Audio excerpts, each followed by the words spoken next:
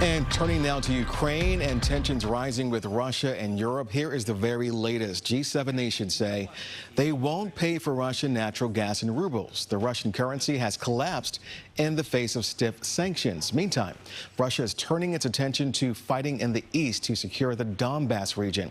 Ukraine's president says his country is prepared to consider compromise. Peace talks are scheduled to resume tomorrow. CBS News reporter Skyler Henry has the latest from the White House, where President Biden is clearing up comments he made about Putin. With their ground offensive stalled, Russian forces continue to pour missiles and rockets into cities across Ukraine. Every day, Putin and his generals, I don't even know whether we still call them soldiers, because armed forces do not fight like this, demonstrate how little they value human lives. In Kharkiv, residents cleared rubble from a school hit during a barrage of shelling. This man was one of the people seeking shelter in the school. He says this is a civilian structure. It's a school. They have not been able to take the city, so they decided to destroy it.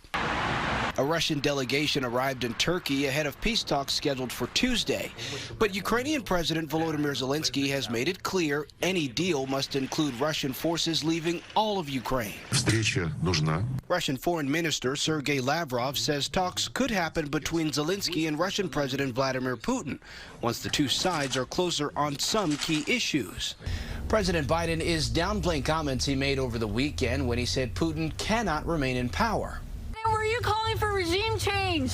No. Secretary of State Antony Blinken worked to clean up the remarks during a stop in the Middle East. We do not have a strategy of regime change in Russia or anywhere else for that matter. Idaho Senator Jim Risch, the ranking Republican member of the Senate Foreign Relations Committee, called President Biden's comment a, quote, horrendous gaffe. Skyler Henry, CBS News, the White House.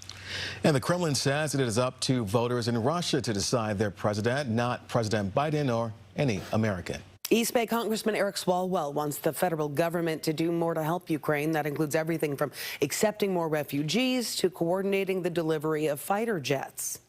I think we can do more. As Vladimir Putin goes up the ladder of atrocities, I think we have to go up the ladder ourselves of, what lethal aid we can provide to the Ukrainians and to really flood the zone with weapons that they can use to push the Russians back, to continue to provide economic aid.